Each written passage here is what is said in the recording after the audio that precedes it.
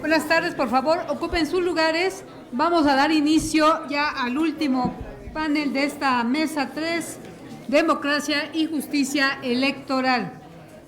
Tenemos esta mesa, este panel, se llama Perspectivas en Latinoamérica de la Justicia Electoral. Vamos a iniciar con la transmisión virtual del juez Alejo Ramos Padilla. Voy a iniciar leyendo una pequeña breve semblanza de su currículum. Él es argentino, abogado, magistrado en Derechos Fundamentales, especialista en Administración de Justicia. Se desempeña como magistrado de la Justicia Federal desde el año 2011, ejerciendo desde 2021 la titularidad del Juzgado Federal con competencia electoral en la provincia de Buenos Aires.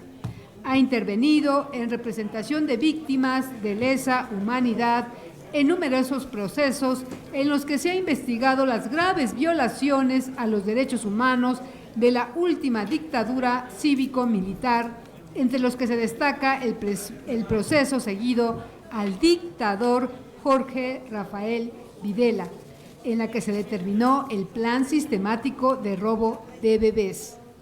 Además, fue abogado de excombatientes de Malvinas y promovió la identificación de los soldados enterrados como NN en el cementerio de Darwin.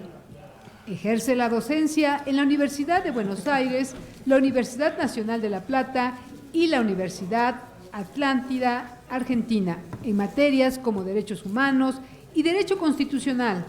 Dirige la diplomatura en derechos humanos y crímenes de lesa humanidad y el Instituto de Estudios en Derechos Humanos de la Universidad Atlántica Argentina. Es un verdadero lujo contar esta tarde con el juez Alejo Ramos Padilla, a quien le concedo el uso de la voz y quien nos acompaña de manera virtual. Muchas gracias, señor juez.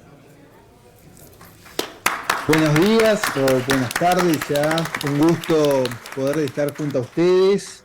Bueno, y en primer lugar, sí, no quiero dejar de agradecer a las instituciones organizadoras, en especial a la Asociación de Magistrados, al Tribunal Electoral y a la Universidad Nacional Autónoma de México, y también especialmente al magistrado Froilán Muñoz Alvarado y al doctor Carlos Vallefín, que recién lo escuché, y es un destacado académico y magistrado de la justicia argentina, que al mismo tiempo, con su exposición, seguramente me facilitó y mucho algunas de las aclaraciones y líneas por las que tenía pensado hacer esta pequeña y breve exposición. Pero antes que nada, ¿sí? Desde Argentina, yo soy magistrado argentino y antes fui abogado también durante mucho tiempo, debo decirles desde dónde les hablo y en qué momento les hablo. Como recién señalaban, en algún momento fui abogado de víctimas del terrorismo de Estado, de la fundadora y primer presidenta de Abuelas de Plaza de Mayo, que devolvió la identidad a más de 50 niños y generó avances en la ciencia para lograr índices de abuelidad y la recuperación de la identidad de centenares de niños, también de excombatientes de Malvinas, junto con ellas y otras madres y abuelas de Plaza de Mayo, que son referentes en la Argentina y la defensa de la democracia. En su momento logramos también el encarcelamiento de Jorge Rafael Videla. Digo esto porque es desde este lugar donde yo creo que se pueden sintetizar algunos de los temas que vamos a tratar hoy, que lo tengo que decir, también ocurre a 40 años de recuperar la democracia en la Argentina y a 3 días nomás de un comicio donde se va a elegir el próximo presidente de la Argentina, que va a ejercer la primera magistratura entre los próximos 4 años. Y en ese sentido, a mí me tocó ocupar el cargo de juez electoral de la provincia de Buenos Aires, que concentra el 40% de la población electoral de la República Argentina, y votan, como explicaba muy bien el doctor Vallefín cuando describió cómo funcionaba la justicia y en particular la justicia electoral de la República Argentina, 14 millones de electores de un total de poco más de 30 millones de electores en el país. Pero para concentrar un poco los temas que tenía pensado hablar, ¿sí? Yo pensaba, ¿sí? Por un lado, hacer una breve reseña del funcionamiento del Poder Judicial, hablar de las fortalezas del sistema electoral, de la insatisfacción en este momento democrática, pero para sintetizar esta exposición, les cuento que hoy también se definía, parece que son días muy electorales, muy movidos electorales, tanto a nivel nacional como hoy se definía la Asociación de Magistrados y había elecciones dentro de la Asociación de Magistrados. Y cuando fui a votar en un acto, sí, sencillo, es una elección simple, votan solamente los magistrados y los funcionarios del Poder Judicial, uno de aquellos que estaban actuando como presidentes de mesa, y hoy por hoy todas las discusiones electorales tienen mucho interés, ¿sí? Me daba su impresión acerca de las elecciones, que por un voto se podía llegar a definir, ¿sí?, tal o cual candidatura, la gobernación de la provincia de Buenos Aires. Y otra persona también me dio una explicación, otro de los que hacían como autoridad de mesa, de la importancia del voto y que su hijo, que permanentemente cada vez que iba a votar, como va a ocurrir el domingo, su hijo lo acompañaba a votar para instruirlo en educación ciudadana y democrática. Y esto ocurría hacia adentro del Poder Judicial. Y digo, esta definición, ¿sí?, o este modo de ver los sistemas electorales y la democracia, es una visión muy modesta, al fin y al cabo, de la democracia. Eh, sí, es una visión que entiende a la democracia como un conjunto de garantías contra el ascenso o el mantenimiento en el poder de dirigentes que no cuentan con el voto del pueblo, con el voto de la mayoría. Una democracia que sería lo contrario de la dictadura, pero que está carente de otros valores axiológicos que hacen a la democracia. Y si nos limitamos a esta definición de la democracia como una herramienta procesal para que solamente un dictador no ocupe el poder, y seguramente no va a ser suficiente para enfrentar algunos de los desafíos actuales que tiene la democracia, como puede ser la omnipotencia de los dueños del dinero, de las empresas transnacionales o los dueños de la información. Es cierto, ¿sí?, que hay diferentes modos y fases para ver para la democracia. La democracia aparece, ¿sí?, como un medio, como un remedio, como una herramienta para enfrentar los aparatos dominantes, ¿sí?, ya sea la monarquía, los totalitarismos del siglo XX, el sistema feudal, los aparatos dominantes, pero del siglo pasado. Pero al mismo tiempo, tenemos que ver si hoy la democracia también nos permite enfrentar los desafíos actuales.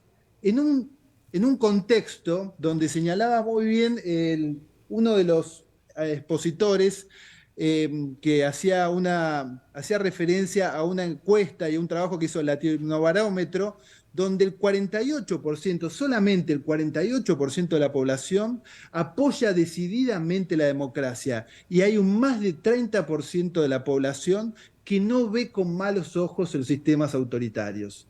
Esto está pasando a nivel global, entonces es necesario replantearse cuál es el contenido de la democracia.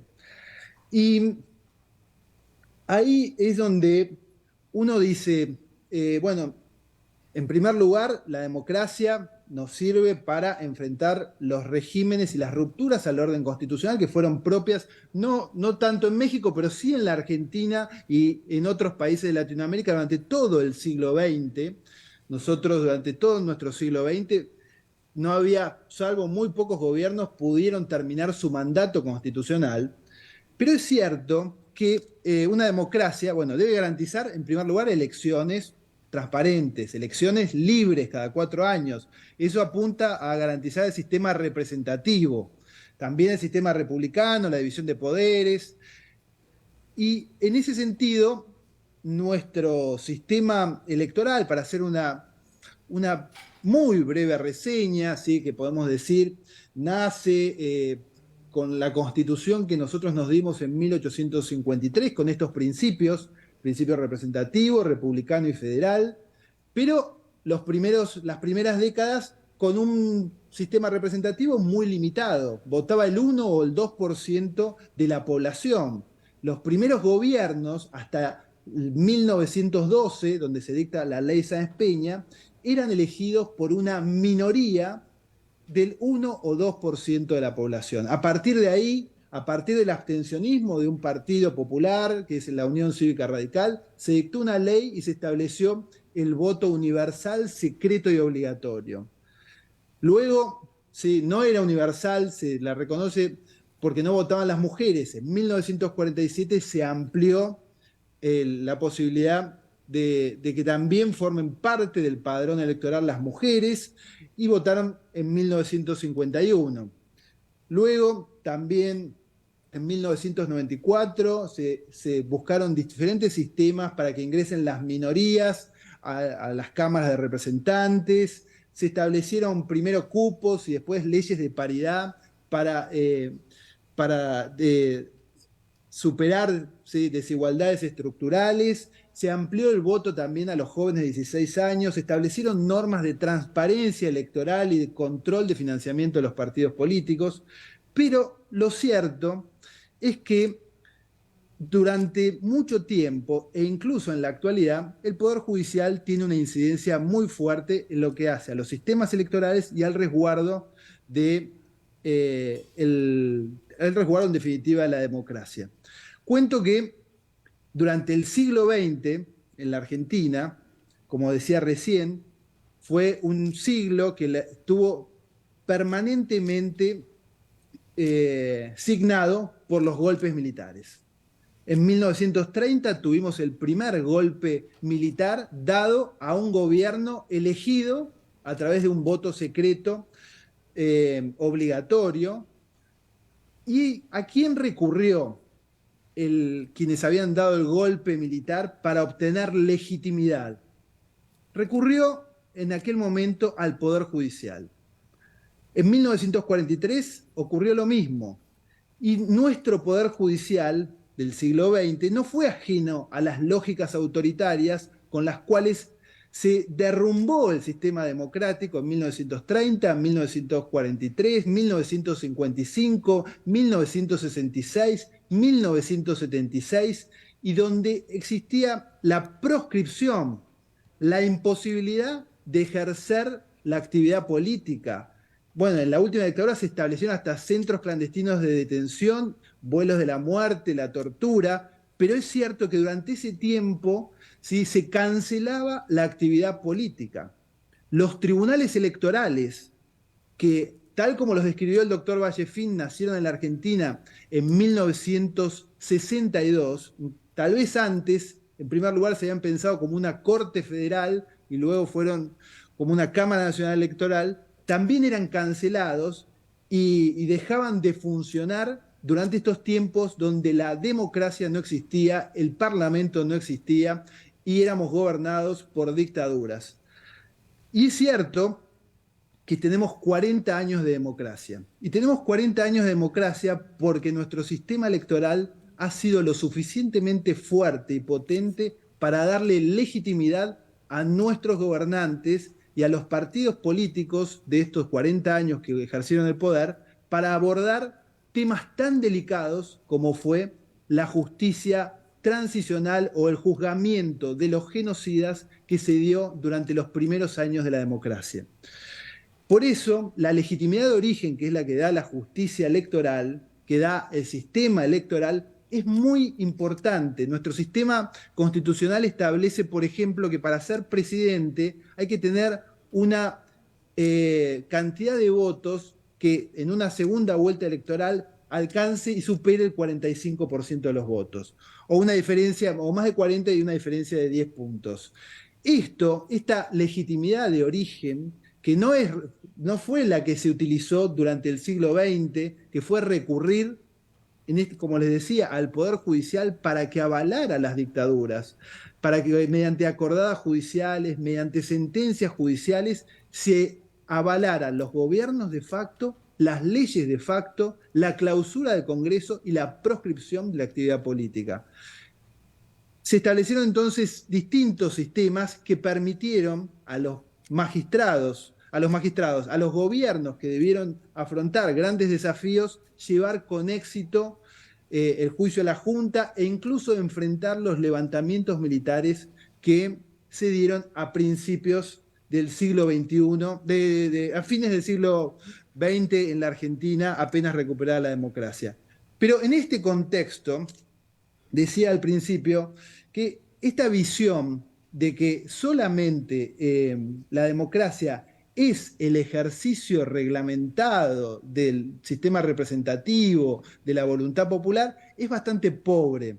Y que los retos de la democracia, ¿sí?, los grandes desafíos de la democracia, es abordar los problemas de la desigualdad o de la miseria, si queremos decir, y al mismo tiempo de la falta de educación o falta de construcción ciudadana. No podemos pensar una democracia o sistemas electorales que estén vacíos de contenido. Nuestra democracia, ¿sí?, en realidad está pensada para poder vivir en conjunto, para poder vivir en sociedad, para respetar al otro, para poder llevar adelante nuestros planes de vida, para que los otros también puedan llevar adelante sus planes de vida. Y por eso, la democracia, en su faz procesal, debe garantizar transparencia, tener la fortaleza para nutrir de legitimidad a quien ejerce el poder. Pero en su faz axiológica debe tratar de garantizar los valores de los derechos humanos y al mismo tiempo, en este contexto, nosotros nos tenemos que dar una discusión acerca de cómo estamos formando a las futuras generaciones. Hoy se habló de esta insatisfacción democrática y es cierto que los gobiernos muchas veces no dan respuestas, especialmente a los jóvenes, acerca de sus planes de vida y sus demandas hacia el Estado. Y en ese contexto es necesario y tenemos que darnos cuenta que por el solo hecho de haber nacido en democracia, no se aprende los valores de la democracia, que es necesario instruirnos en ese sentido, y que no podemos pensar solamente en una democracia que solamente participativa o garantizadora de este derecho de la mayoría, sino que tiene que ser una democracia que contenga, que sea un conjunto de reglas, pero al mismo tiempo liberadora, revolucionaria, inclusiva. Necesitamos educar en ciudadanía. Y en eso, por eso agradezco infinitamente esta posibilidad de participar con ustedes. Participo también de los mismos temores y de las mismas preocupaciones que otros panelistas expusieron acerca de los riesgos de la democracia y la necesidad de generar procesos electorales transparentes, fuertes y conciencia ciudadana para rescatar los valores que nos permitan vivir en sociedad. Muchas gracias, juez Alejo Ramos Padilla. La JUFED México agradece sus reflexiones y sus preocupaciones, que también son nuestras preocupaciones. Muchas gracias y continuamos más adelante, le haremos llegar su reconocimiento por parte de esta Asociación Nacional de Magistrados de Circuito y Jueces de Distrito, Asociación Civil. Muchas gracias por su gentileza.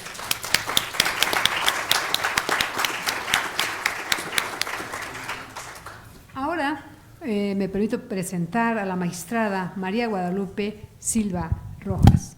Ella es licenciada en Derecho por la Universidad Panamericana Campus Guadalajara, donde se tituló con mención honorífica en 2005. Felicidades. Ha cursado diplomados y estudios de posgrado en diversas áreas, tiene una maestría en Derecho Electoral y ha participado con la OEA.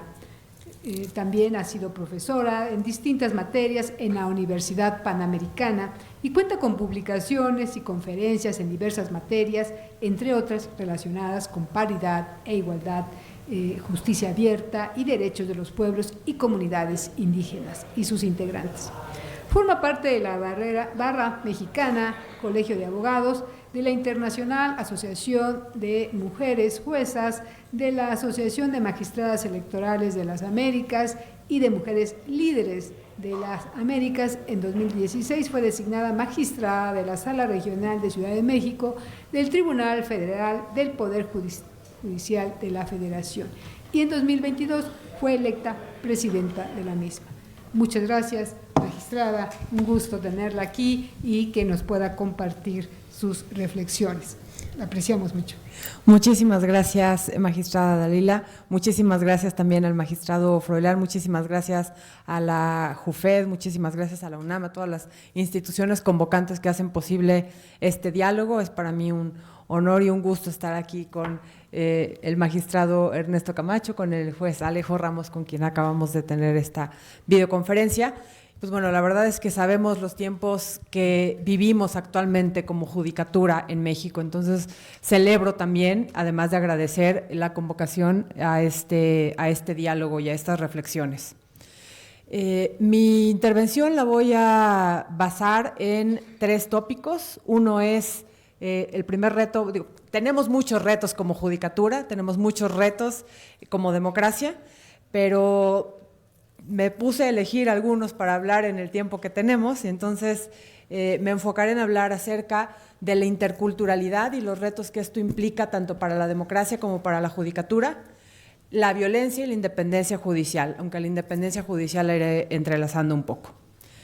En relación, déjenme ver, en relación con la interculturalidad, sabemos que la mayoría de los países que vivimos que formamos América, en realidad en un principio había pueblos originarios y pueblos indígenas que vivían en ellos, que fueron conquistados, ya sea por España, por Portugal, por algunas otras colonias europeas. Entonces, derivado de estas conquistas, en su momento, estos pueblos indígenas, pueblos originarios, fueron totalmente subyugados por las personas conquistadoras europeas. Eventualmente los países se fueron independizando y conformaron lo que actualmente se conoce como América, pero estos pueblos indígenas y originarios en realidad, a raíz de las independencias de los diversos países en América, pues no consiguieron una independencia como tal y regresar al estadio en el que se encontraban antes de que América fuera conquistada por Europa. Y eso ha implicado muchos retos, no solamente para la judicatura, que es lo que nos ocupa el día de hoy, sino incluso para la democracia y para la integración de las sociedades justamente en clave democrática en los países que tenemos todavía pueblos indígenas o pueblos originarios. En 1940 se celebró en Pátzcuaro el primer congreso indigenista al que acudieron delegaciones de muchos países y tomaron algunos acuerdos en relación justamente con las demandas indígenas que lo que buscan es recuperar esa autonomía que perdieron con la conquista europea. Y uno de estos acuerdos a los que llegaron los pueblos indígenas, obviamente sin participación de los diferentes estados-nación de los que forman parte, fue lograr la rectificación de la división político-territorial, porque en muchas ocasiones incluso estos pueblos indígenas quedaron divididos en distintos países, lo cual fractura a las propias comunidades. Entonces, la problemática que viven los pueblos y las comunidades indígenas es muy fuerte. En 1990 se celebró el primer encuentro continental de pueblos indios y se emitió la Declaración de Quito, en que también hacían como sus principales demandas el recuperar el autogobierno al que tienen derecho. ¿Por qué traigo todo esto a colación? Es como un breve repaso histórico de todo esto, para entender cuál es el origen de todas estas demandas de los pueblos indígenas y originarios. ¿Cómo impactan estos pueblos originarios y sus demandas dentro del contexto de nuestras democracias? Tenemos que darnos cuenta de que vivimos en una sociedad que debería aspirar a ser una sociedad intercultural, en que haya un intercambio entre todas las culturas que conformamos cada uno de estos países, en que ningún grupo sea subyugado por otro, sometido de alguna manera. Para lograr esto, obviamente, necesitamos muchísimas voluntades y necesitamos que la sociedad tome conciencia de esto, además de los pueblos indígenas y originarios. Pero como judicatura nos enfrentamos a retos muy fuertes cuando llegan las demandas de los pueblos indígenas y originarios. Sabemos todos los criterios que ha emitido la Suprema Corte de Justicia de la Nación en relación con la consulta, por ejemplo, hablando de temas de minería, de temas de sus territorios. En materia electoral también enfrentamos grandes retos cuando llegan los pueblos indígenas y originarios en demandas en defensa de sus derechos. No sé si ustedes sabían, pero en el Tribunal Electoral incluso conocemos de impugnaciones relacionadas con la elección de sus propias autoridades tradicionales.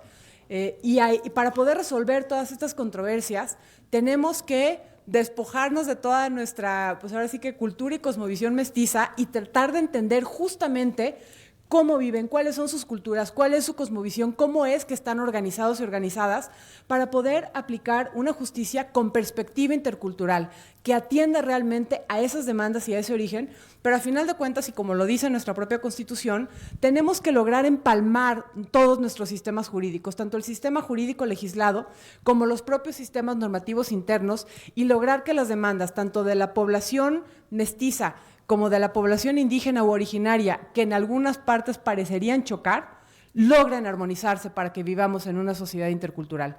Entonces, ese es un gran reto al que nos enfrentamos, no solo como sociedad, para lograr una sociedad democrática en que todas las personas tengamos las mismas oportunidades para desarrollar nuestros planes de vida de manera autónoma, sino también como judicatura cuando tenemos que resolver este tipo de controversias. Pues bueno, esto por lo que ve al primer tema, que es la interculturalidad, que para mí es uno de los grandes retos que enfrentamos. Sobre todo también porque es algo que está como muy poco consciente, tanto en la sociedad como en la judicatura. Incluso hay estados en México que no tienen un juzgado especializado en temas indígenas, y entonces pues por ahí se van repartiendo estas controversias. Entonces es un tema muy complicado en México. El segundo tema es la violencia que vivimos en contra de la judicatura. En junio de 2020 asesinaron a un juez de Distrito Federal y a su esposa, e incluso el entonces ministro presidente de la Corte declaró que el asesinato era un crimen de Estado. En septiembre de 2021 se asesinó a un magistrado del Tribunal de Justicia Administrativa del Estado de Oaxaca. En noviembre de 2022 se asesinó a un juez estatal en el estado de Zacatecas.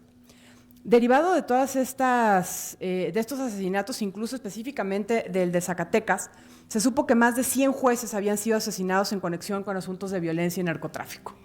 Entonces, la judicatura, y aquí sí ya me acoto mucho al tema mexicano, está viviendo también temas de violencia. No solamente estamos viviendo retos de alguna otra magnitud, sino retos específicamente de violencia en contra de la judicatura, que llega al grado más grave, que es quitarle la vida a las y los jueces, quitarle la vida a las personas que el propio Estado mexicano, dentro de esta formación de la democracia, puso para que pudieran decidir las controversias, para que pudieran dilucidarlas y así evitar regresar al tomar justicia por propia mano.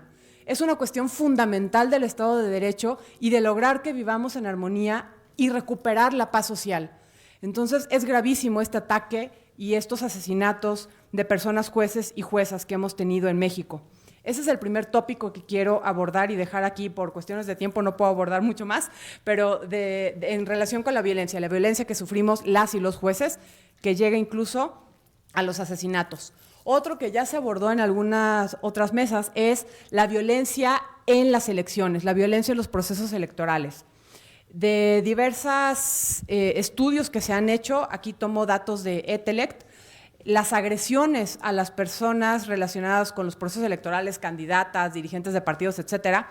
En el proceso 2017-2018 hubo 774 amenazas y agresiones.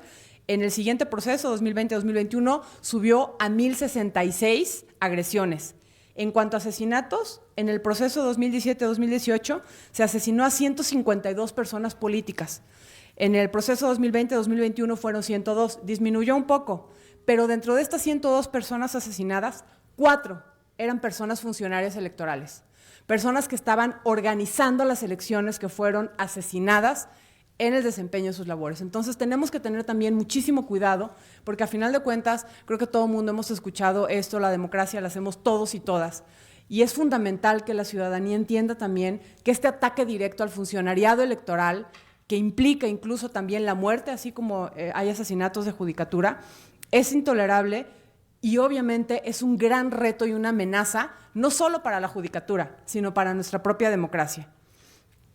Ya se vio el impacto que puede tener la violencia, el crimen organizado dentro de los procesos electorales. Es un tema al que nos vamos a enfrentar seguramente en los próximos procesos y es un reto al que pues, no solamente lo vamos a enfrentar quienes estamos en la judicatura electoral, sino la sociedad también, porque la sociedad es la que a veces se ve amenazada por estos grupos justamente para tratar que las elecciones se decidan, retomando lo que decía mi compañero en su exposición previa, no de manera libre, sino justamente a base de estas amenazas o a veces con la definición propia por parte de candidaturas, etcétera.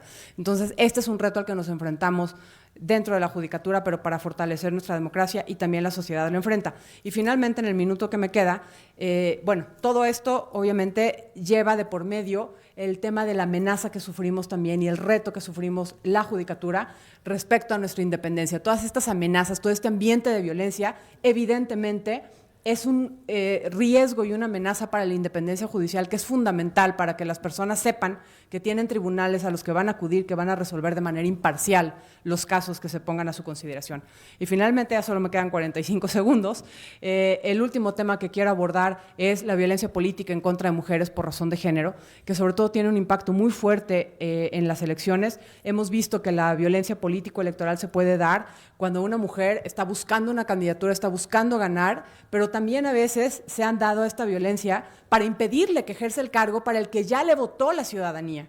Eso no solamente es una amenaza o un riesgo en contra, una violencia en contra de esa mujer, sino en contra pues, del barrio que la respalda, que votó por ella para que le representara, para que le gobernara, y por cuestiones machistas no la quieren dejar ejercer su cargo. Entonces, esto también es un reto enorme que estamos enfrentando, no solamente en la judicatura, al resolver todos estos casos que han ido en incremento impresionante a partir de que las mujeres empezaron a entrar en paridad en los cargos de elección popular, sino también en contra de estas propias mujeres, de las mujeres que ven esa amenaza y dicen yo no me quiero aventar a eso para sufrir lo que está sufriendo la mujer que ya estoy viendo que está en el cargo o que lo está buscando. Y también obviamente es un reto y una amenaza en contra del resto del elector, bueno, el resto de la nación, del electorado, que a final de cuentas está viendo que la mujer por la que se votó, la mujer a la que le dio su voto, no puede ejercer el cargo y se lo impiden simplemente por el hecho de que es mujer. Y con esto me quedo porque ya me pasé. Muchísimas gracias.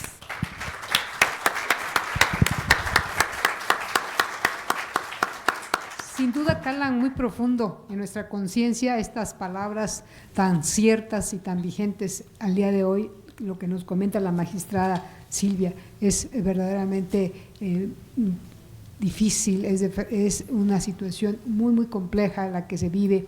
Hablaba ahorita de estas culturas, como yo menciono Oaxaca, donde se tiene usos y costumbres, donde no hay esos tribunales indígenas, donde se puedan conciliar esta uso y costumbre, los derechos humanos, en fin, la violencia contra las mujeres, la violencia que sufrimos nosotros los juzgadores y pues un reto muy grande que tenemos ahorita justamente nuestra independencia judicial. Muchas gracias, muy reflexivas sus palabras, le agradezco, definitivamente estamos cerrando con broche de oro este panel y ahora me permito presentar al magistrado Ernesto Camacho Ochoa. Él es maestro en Derecho Electoral y especialista en Derecho Constitucional por la Universidad Nacional Autónoma de México, es máster internacional en Justicia Constitucional Latinoamericana por la Universidad de Castilla-La Mancha, de la que también es candidato a doctor, así como de la Universidad Complutense de Madrid.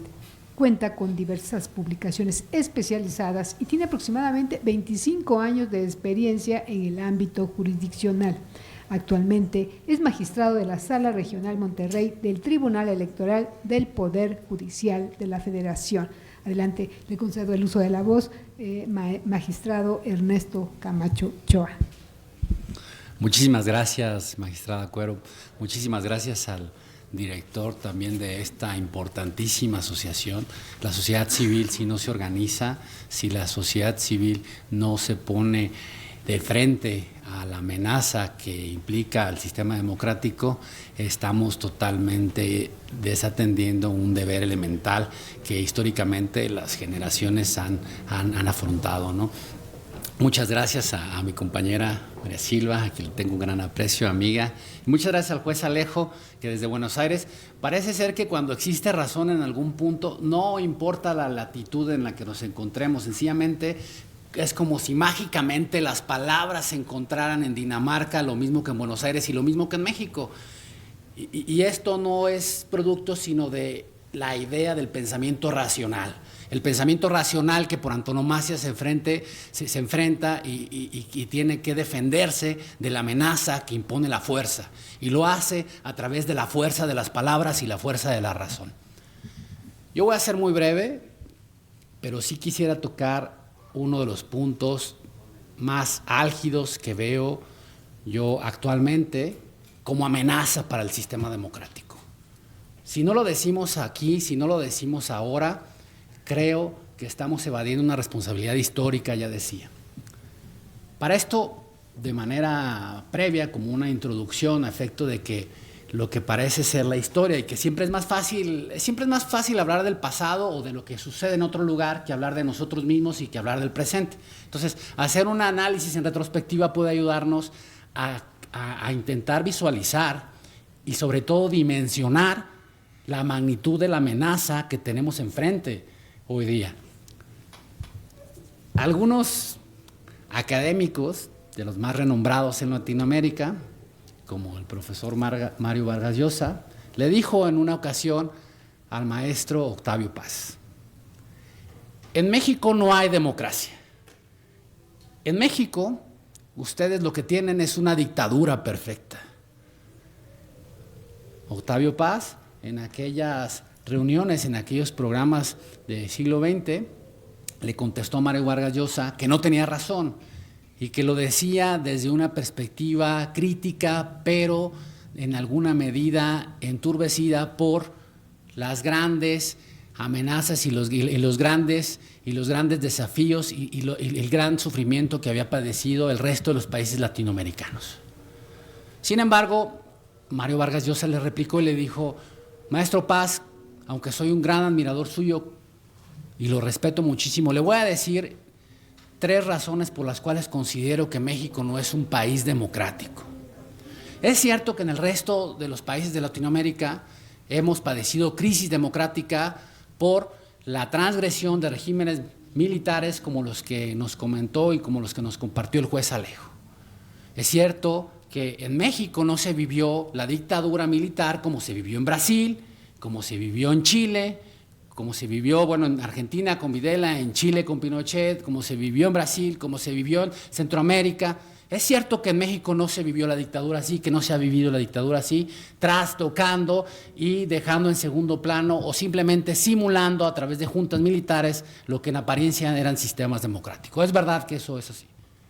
Sin embargo, en México, con aquel gran ingenio que sí caracteriza globalmente a los mexicanos, han encontrado la manera de establecer la dictadura perfecta. Una dictadura en la que ustedes simulan la existencia de elecciones cada 6 o 4 años. Una dictadura en la que ustedes tienen una de las constituciones más bellas del globo, en la que sin embargo los derechos humanos no se respetan y evidentemente no existe división de poderes, menos aún lo más importante, la expresión que finalmente garantiza la paz social, que es elegir quiénes nos gobiernan y quiénes nos gobernamos. El Estado tiene muchas superestructuras: el Poder Judicial, la Administración, la Procuración de Justicia, el aparato de educación, pero en una de las decisiones más elementales, ¿sí?, que tienen que ver con la dignidad humana después de la vida, es saber elegir quién nos va a gobernar, a quién vamos a obedecer y quiénes vamos a ser los que obedecemos a partir de ese acto de elección. Es decir, la democracia, porque todos sabemos que es un concepto mucho más amplio hoy en día, que incluso incluye ideas como bienestar social, ¿sí?, ideas de respeto por los derechos de las mujeres, ideas de respeto por una visión multicultural de los estados, por una visión plural de diversidad y de respeto a las diferentes formas de pensamiento y orientación sexual, etcétera. Podemos hablar de muchísimas características de la democracia y retomando y regresando a las más antiguas, como la mera división de poderes o división de funciones, órganos autónomos, etcétera. Podemos hablar de muchas cosas, pero una de las más trascendentales es y que está en la base, y por eso es que la considero las más trascendentales, es que no podemos, o sea, muy difícil vamos a hablar de los derechos de las mujeres, muy difícilmente vamos a hablar de multiculturalismo, muy difícilmente vamos a hablar de división de funciones, si es que no existen realmente elecciones. Y entonces, regresando a aquella plática entre Octavio Paz y Mario Vargas Llosa, dijo, en México no hay elecciones. En México, claro, hay una separación y hay una gran ficción entre lo que establece la Constitución y los modelos y su modelo jurídico, en el que dice que las elecciones serán auténticas, periódicas, cada 6 o 4 años, según la evolución del régimen de Cádiz, Maximato, etcétera, reforma del 77, partidos políticos, etcétera, a lo que realmente sucede. Porque si le preguntan a una persona que tenga un poquito más de edad, no veo a alguien aquí en el auditorio así, porque eso es otra cosa que difícilmente valoramos. Los jóvenes, que ya no veo ahorita muchos jóvenes aquí, pero y las personas de nuestra edad, nacimos o empezamos a crecer en un sistema democrático. Y por eso a veces no le damos el valor y no reconocemos la trascendencia suficiente que tiene, porque vivimos y nacimos así. Nacimos y empezamos a crecer una sociedad en la que podíamos opinar lo que pensábamos, en la que veíamos que empezaba a separarse este sistema de administración de justicia. Pero esto no siempre fue así. Hace algunos años, en México, y esta es una de las tesis que sostengo, no existía democracia. Y no existía democracia porque no existía la capacidad de elección como un presupuesto para hacer democracia. ¿Sí? ¿Cómo va a haber democracia en un sistema donde en una ocasión el presidente, para la candidatura a presidente solamente la ocupó una persona? Elegir, por Dios, presupone entre A o B, W, X, alto, bajo, a un lado, izquierda, derecha, adentro, afuera, cualquier elección lógica, modus ponen, que implica una excepción del uno del otro. Cuando solo hay un candidato, no hay elección, por Dios. Ese es el ejemplo más fácil. Pero si quieren preguntarle a alguien con un poco más de edad, claro que no había elecciones. Sencillamente había una inclinación o designación, pues no divina, pero sí autocrática del titular del Poder Ejecutivo, que decía quién iba a ser el sucesor y que coloquialmente se le llamaba dedazo, como que ustedes quieran denominarlo. Pero eso aquí y en cualquier lugar del globo donde el pensamiento racional nuevamente se une y parece que todos como humanidad estuviéramos interconectados, cuando no hay opción real, no estamos ante elecciones. Eso es lo que pasaba en México. Y con eso termino esta parte de la historia que decía que es muy fácil, vean que es muy fácil hablar del pasado y de lo que no es propiamente nuestro. Una constitución perfecta que hablaba de democracia, de división de funciones, de elecciones, y que en la realidad absolutamente nada de eso existía. Bueno, el presidente, existen documentos, porque además a tal grado era el cinismo, en los cuales las instrucciones se le giraban al Congreso por oficio. El Congreso no era un contrapeso, ¿no? Hoy, ¿será que todavía existe esta ficción y esta distancia entre realidad y construcción jurídica? Yo pensaría que no. Yo pensaría que hoy todavía estamos en una época en la que a partir de las grandes reformas y a partir de las grandes luchas sociales que dieron lugar a esas reformas, el surgimiento de órganos autónomos, el fortalecimiento del Poder Judicial, la superconstrucción de una Suprema Corte como Tribunal Constitucional, el surgimiento de un instituto como órgano autónomo que se encargara de organizar las elecciones de manera independiente de aquel órgano original que se creó en Bosque desde las Lomas en la oficina de Córdoba Montoya, ¿sí? En la cual pues, se eligieron quienes eran originalmente los que iban a ser los consejeros electorales. Finalmente, con toda la imperfección que pueden tener los sistemas democráticos, yo pensaría que sí vivimos en un sistema que puede todavía predicarse, tildarse o llamarse como tal, sistema democrático. No estamos en aquella época en la que todavía, si vemos incluso unos 6 años antes, en la que el presidente Peña Nieto, en la que el presidente antes Felipe Calderón, en la que el presidente antes Vicente Fox, en la que el presidente antes Zedillo, en la que el presidente, o sea, ahí empieza la transición democrática, le giraba instrucciones al Congreso. Claro que no. Cuando formal y materialmente gana Calderón, cuando gana Vicente Fox antes, ya no le podía girar instrucciones al Congreso. El Congreso era un auténtico poder independiente en el que la oposición ejercía una resistencia que se constituía en un verdadero contrapeso. Un contrapeso fundamental en el que teóricamente, ¿sí?, lo que hace es evitar que una persona en lo individual, ¿sí?, tome las decisiones por todos, en la que se considera el pluralismo y la manera en la que está integrada toda una nación, no a partir de los caprichos o voluntad, por muy bien intencionada que sea de los regímenes dictatoriales y autoritarios, porque no conozco un dictador en la historia, ¿sí?, que no haya dicho que todo era por el bien de su pueblo.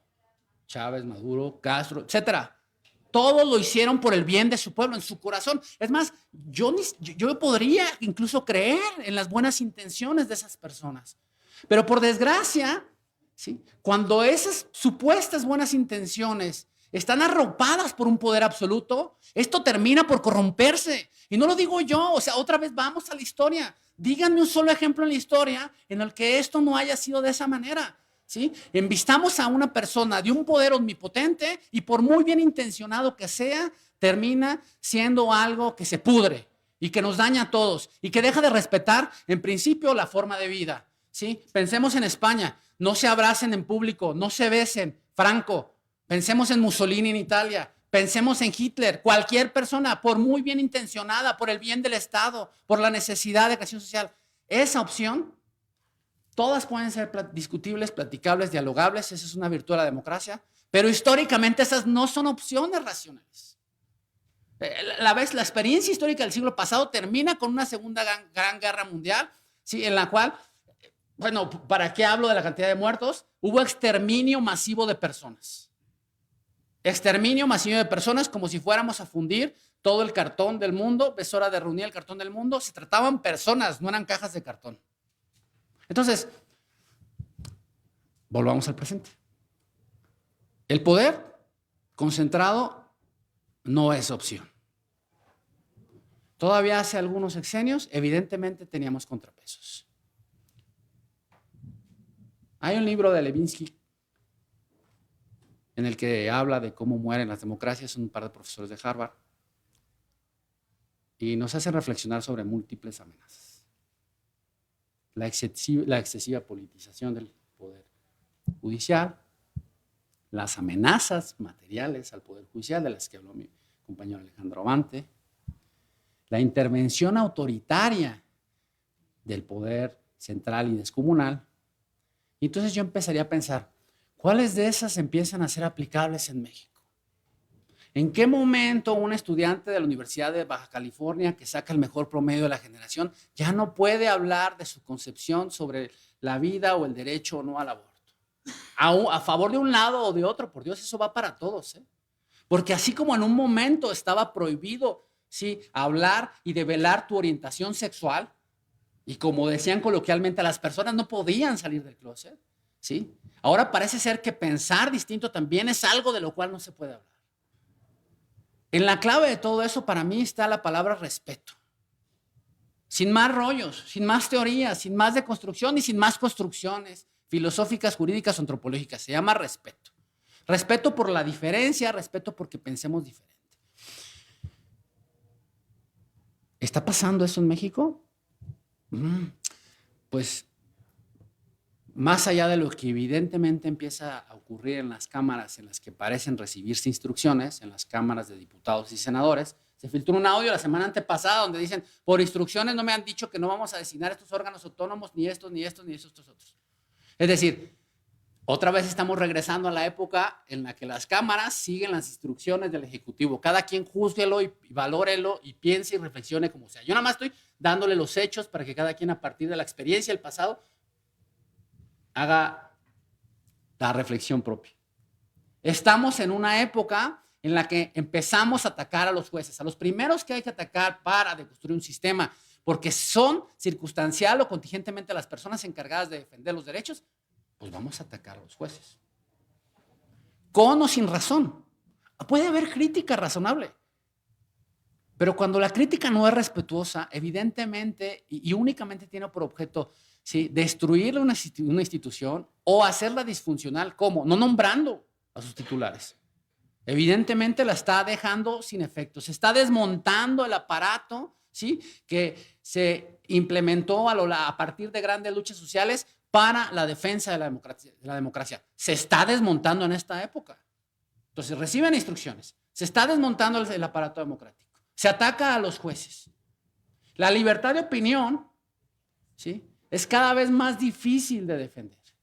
Porque ahora no vamos contra los argumentos. Utilizamos la añejísima, ya hace 2000 años denominada falacia dominen para decir, es que esa es la opinión o de los fifís o de los fufús. O sea, ¿en qué momento hablamos de lo que era realmente el argumento? O sea, los trabajadores del Poder Judicial tenían derechos a formar un fideicomiso para, ¿sí?, tratar a construir o a garantizar una jubilación de manera más digna. O sea, que se confronte el argumento. Quizás estamos mal, que los jueces también tenemos que tener autocrítica. Hay ocasiones en las que llegamos a ser un poder sumamente endogámico porque solamente dialogamos entre nosotros. Pero ya nadie quiere hablar de los temas. Lo que queremos sencillamente es destruir, desmontar, atacar o hacer disfuncional. Yo pienso que hoy el sistema democrático está fuertemente amenazado. Y les voy a decir lo último. Un país, dije, donde no hay capacidad de elegir, para mí no es democrático. Hoy, además de todo lo que les comenté, se suma un fenómeno creciente de desobediencia de la sociedad civil por el derecho. El derecho fue parte de la estructura que se creó para mantener un statu quo. Hay que destruir el derecho. Y entonces aquello que se construyó, y con esto termino, diciendo es, las campañas electorales van a iniciar, ¿sí? Las precampañas electorales son para elegir candidatos y van a iniciar después de que inicie el proceso. Qué marco normativo tan bonito. Qué gran ficción, ¿eh? Porque si abro el periódico, yo veo noticias de hace 2 meses donde de un lado y de otro, porque esta no es una crítica contra el partido del poder. Esta es una crítica contra toda la clase política mexicana. Hace 2 meses, no cuando apenas van a tener lugar las precampañas, dice el Instituto Nacional Electoral, las precampañas iniciarán en diciembre, en la tercera semana de noviembre. Eso dice nuestro marco bonito. La realidad, otra vez, ficción. Realidad, hace 2 meses se eligió un coordinador para la Cuarta Transformación. Hace 2 meses se eligió una coordinadora para tal cosa. Y los medios nacionales, Xochitl va, ella es, fulanita tal, histórica. Y no solo es eso, tenemos varios años en las que todos los coordinadores, que solamente eran cargos partidistas internos, en realidad terminan como gobernadores y terminan como presidentes municipales en un proceso de erogación, desgaste y de ataque a las normas y a los titulares, a las autoridades jurisdiccionales que terminan por ceder frente a ese tipo de acciones. Otra vez, realidad y ficción. Realidad y ficción. ¿Hasta cuándo vamos a despertar? ¿Cuando sea demasiado tarde? Muchas gracias a todas y a todos por escuchar.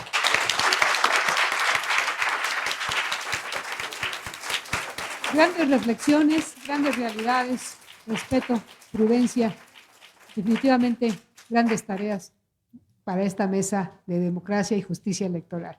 Les agradezco a todos ustedes su presencia, a todas, a todos y especialmente a nuestros apreciables ponentes de esta tarde, al magistrado Ernesto, a la magistrada Silvia, al juez que nos acompaña en Argentina desde una forma virtual. Me permito entregar estos reconocimientos.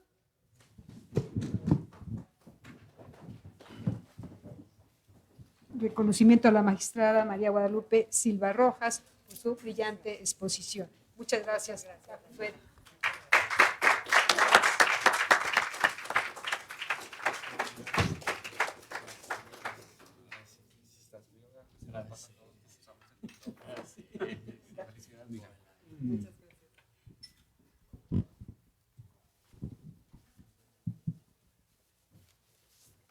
Magistrado Ernesto Camacho Ochoa, excelente ponencia.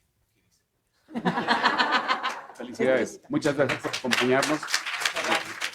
Nos enriquece la judicatura. La judicatura somos todos, pero nos especializan las materias. ¿Estás de acuerdo? Nada más. Gracias. Muchas gracias por la invitación. Gracias. Muchas gracias, magistrada Cuero. Sí, Y el juez Alejo, vamos, se la enviamos. Sí.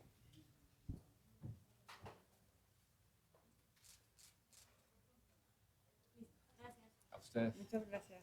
Gracias. Muchas gracias. Muchas gracias. Anuncios parroquiales. El traslado, como lo hemos estado habituando para nuestros invitados de otros países y los propios nacionales. A las 4:30 iniciamos la mesa de género y justicia social. Iniciamos con la ponencia del ministro Jorge Mario Pardo Rebolledo, que seguramente será sustantiva, y continuamos ahí. Gracias. Qué buena idea los